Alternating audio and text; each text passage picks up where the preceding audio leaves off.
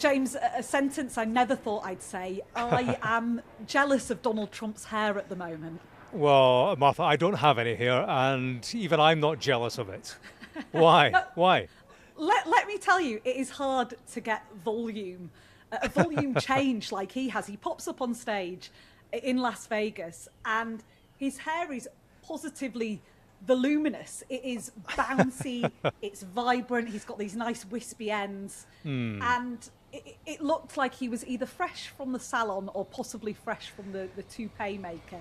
A Liverpudlian friend of mine always says the higher the hair, the closer to God. So I don't know whether Donald Trump's been taking that on board.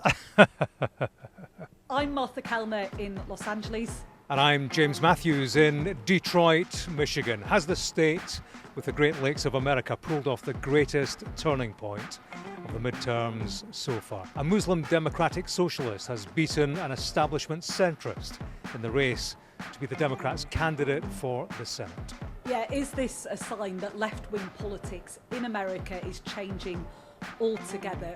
Plus, James, Gianni Infantino, possibly on his way out, possibly clinging on to power.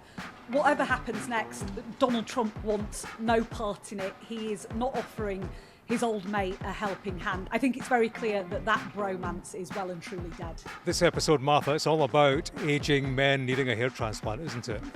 But listen, before I came to Michigan, I was at the US Department of State back in Washington, D.C. Ed Miliband, he was also there, the UK's new Foreign Secretary. I had a question or two to ask him about his previous comments about Donald Trump. All very awkward. James, you're coming live from the boot of a car at the moment, but I'm told you are in Michigan. I am, Detroit, Michigan, in the back end of Detroit, I have to say. And, you know, we're going to be talking for a while, so we've been driving around looking for a suitable location. And I said to Eleanor, where are we looking for again? She said, oh, just some shade. Finn from the back seat says, well, it certainly looks shady. And as I look around me, he's not wrong. But yeah, Detroit, Michigan. I'm here because there's a big political story taking place. This state, it was one of those 7 key swing states in the last presidential election. It's what they call a purple state. Could go either way and has done over the years. It voted for Biden in 2020 by just 3 percentage points, all very tight. In 2024, it flipped Republican. Trump took it by just 80,000 votes. It's one of those states, Martha, which is seen as a real bellwether in modern American politics. Work out which way Michiganders will vote, and you go some way to working out how the country as a whole will vote. Yeah, the demographics of Michigan represents a lot of the United States, really. In the capital city, Detroit, there's a large black population, there's a significant Hispanic community too, lots of Mexican immigration into the state. Michigan, though, also houses one of the largest Arab American populations in the US. But when you go into the north part of the state, there is very little racial diversity. It's almost entirely white, isn't it? Yeah, that's right. Yeah, we mentioned it on the podcast on Tuesday. The Senate Democratic Party primary election took place between a man recognized as a democratic socialist, some say firebrand, left-wing outsider. He is Abdul El-Sayed. He was up against the centre-left candidate, more traditional, Haley Stevens. It was a tight race, so much so a winner wasn't called for hours by most of the major TV networks. Yeah, there's been a huge amount of national attention on this race because of what it might signify for the future of the Democratic Party, but also because it's so damn expensive. This is the most expensive primary election ever fought, almost $100 million spent on the two campaigns together. And it took them a long time to work out who had won. Eventually, the networks did call it, and Haley Stevens conceded that she had lost the race. And so El-Sayed will be the Democratic Party candidate in November. In the words of Muhammad Ali, we shook up the world. And I want to say, just first and foremost, how grateful I am for the opportunity to participate in democracy. Now, my family immigrated to this country from a place where there is not democracy. You cannot just put your hand up and run. And the ability to do this, to have our voices heard, to select our leaders, it is a gift that sometimes we take for granted. So to have participated means so much. So El-Sayed's name on the ballot, and he'll be going up against Donald Trump's candidate, Mike Rogers. That will be a hell of a race, and the winner will fill a crucial Senate seat that could actually tip the balance in Congress.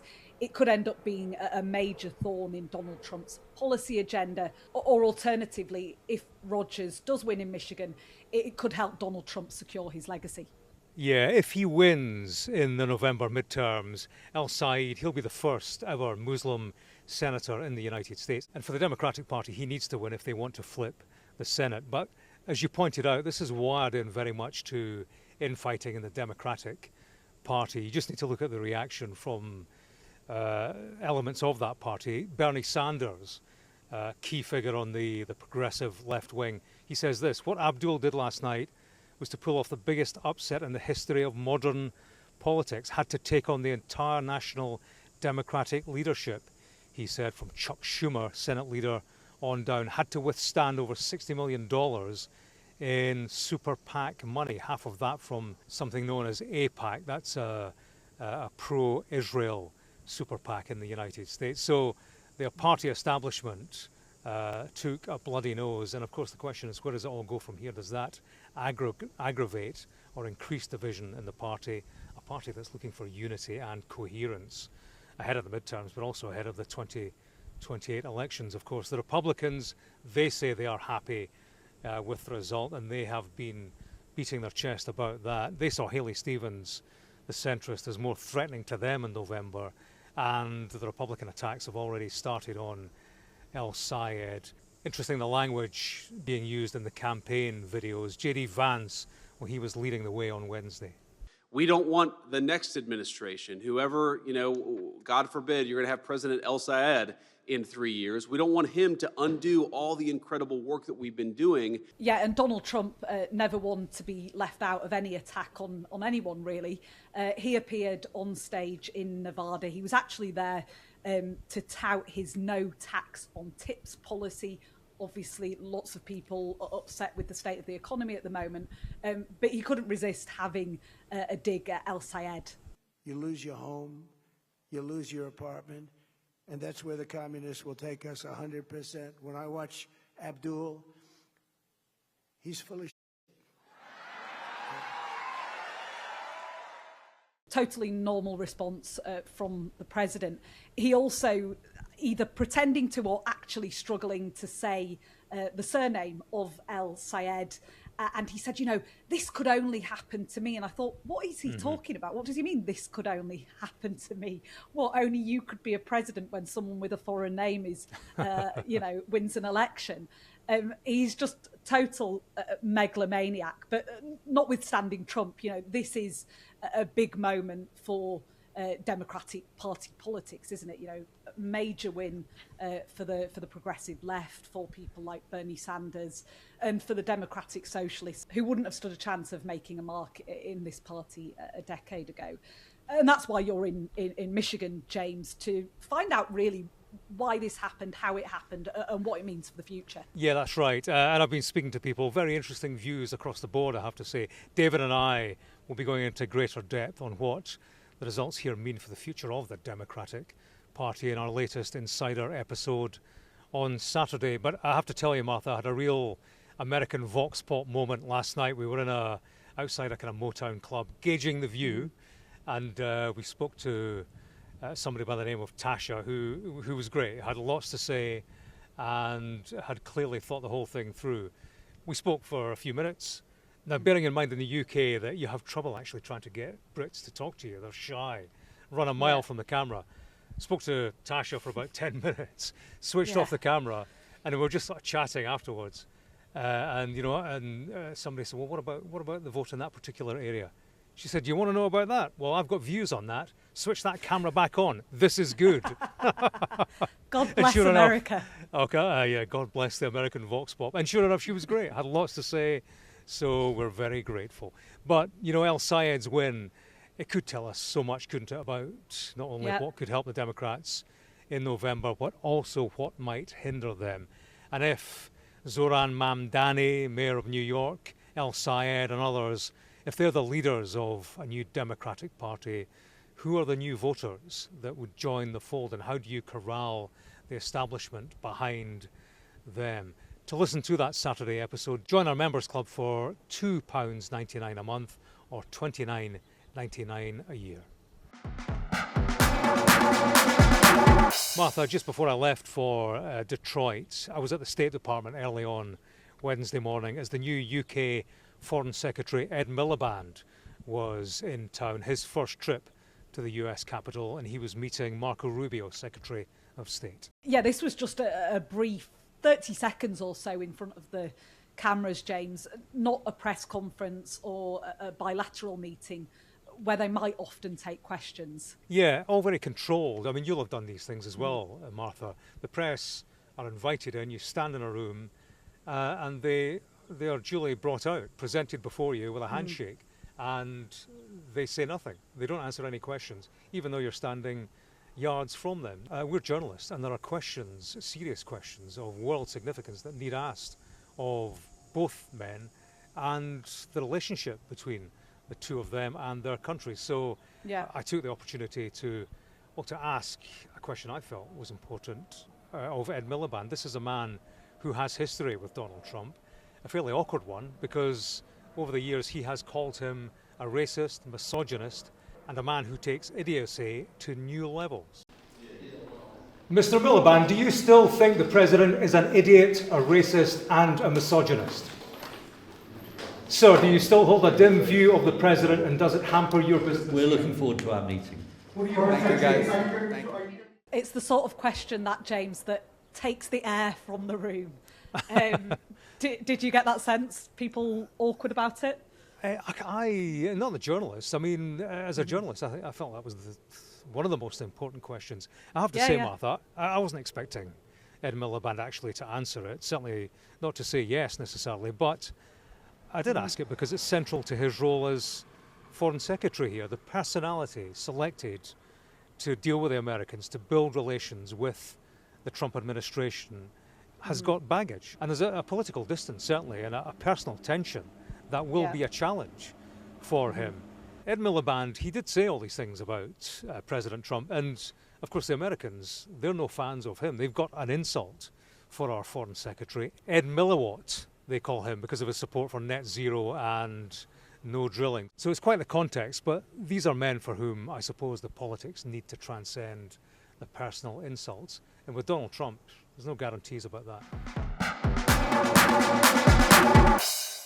Martha, you know that moment when you're a kid and you do something with your pals, then when you all get in trouble, everybody turns around and points the finger at you, absolving themselves of all responsibility.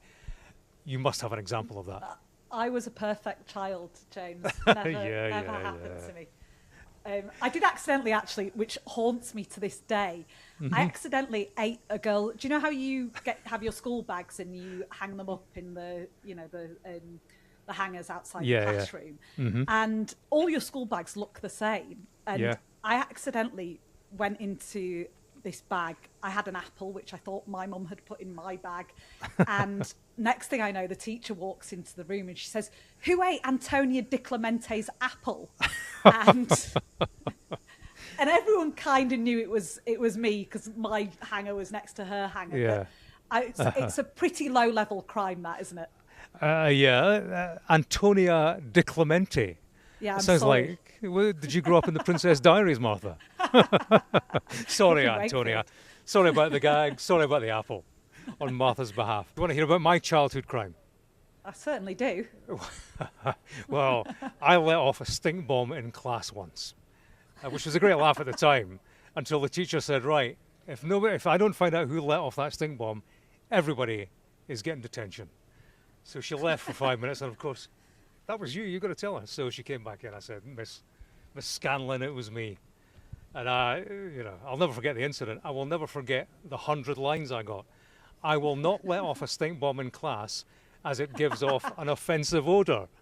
I mean, I was about 8 years old. I didn't know what offensive odour meant, but I do know. I did at the end of the lines. How you're letting off offensive odours all across America. I get paid highly for it, Martha. What are we talking about anyway? Well, actually, we're talking about Gianni Infantino again. We spoke about him last week, of course, about his plans to sell off the World Cup as a commercial entity. It's all gone pear-shaped, of course. FIFA have rescinded the idea, apple-shaped, yeah. Yeah, take your pick. But there are a host of football associations around the world that have already decided enough is enough. They want Infantino to resign. UEFA, well, they've told Sky News they still lack confidence in him despite his U-turn. Yeah, remarkably, Infantino still clinging on to power. And as part of this, cynics might say, he's offered Morocco to be the host of the 2030 World Cup final. This is jointly hosted with Portugal and Spain, that event. The final, largely expected to be in either Barcelona or Madrid. He's also been calling repeatedly, we're told, his old mate Donald Trump, because what are powerful friends like Donald Trump for, if not to come to your help at a time of desperate need? Except Donald Trump's not picking up, is he? That's right, yeah. According to the New York Post, Infantino, he's been trying repeatedly to reach his old pal on the phone since that proposal was abandoned. They're also reporting that Infantino is feeling isolated, I bet he is, amidst mounting criticism, and that he had been hoping to speak to Marco Rubio as well, Secretary of State. FIFA, they are refuting these claims. They say it's pure fiction, in their words. Fiction that Infantino has been trying to get in touch with Trump. The US State Department, they're also denying that via a spokesman. They're saying there are no plans for Marco Rubio to speak with Infantino. This is pretty classic of the Trump administration, isn't it? That as soon as things go tits up, as soon as something doesn't quite work out, they're selling their mates down the river. They're nothing to do with us anymore. Yeah, football's a cruel game, Martha. On the field and off, eh?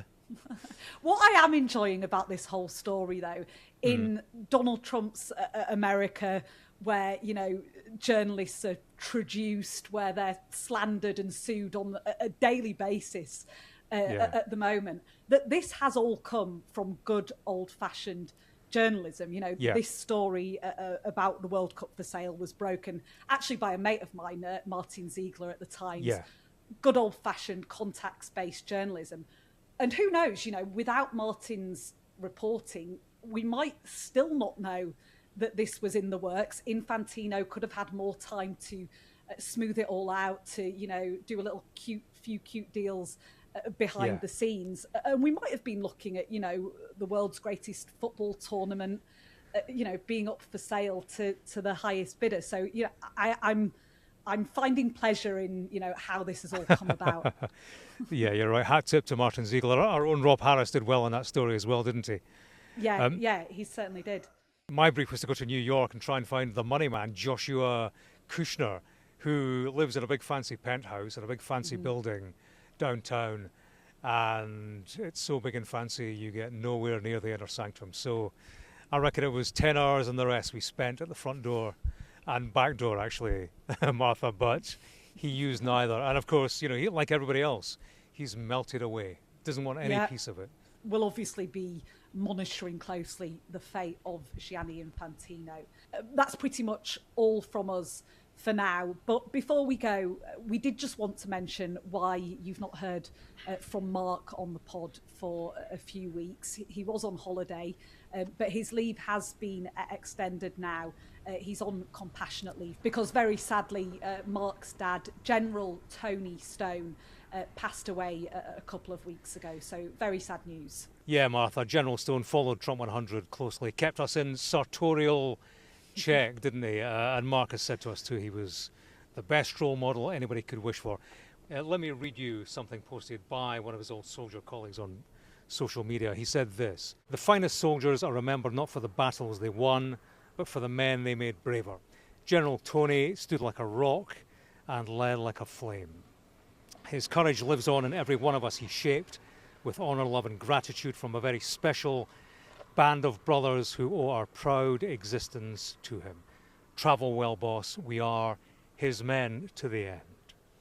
Go well indeed, General Stone, and stick in, Mark. Condolences to you and the family. Yeah, we're sending our love, as I'm sure you all are, to Mark and his family, and we look forward to having him back. That's all from us for today. Trump100@sky.uk is the email. As ever, do get in touch. Yeah, and we'll be back next week, unless you are part of our Insider Club, which we hope you are, in which case we will be in your feeds on Saturday. Thanks very much for listening and for watching. All the best. See you soon.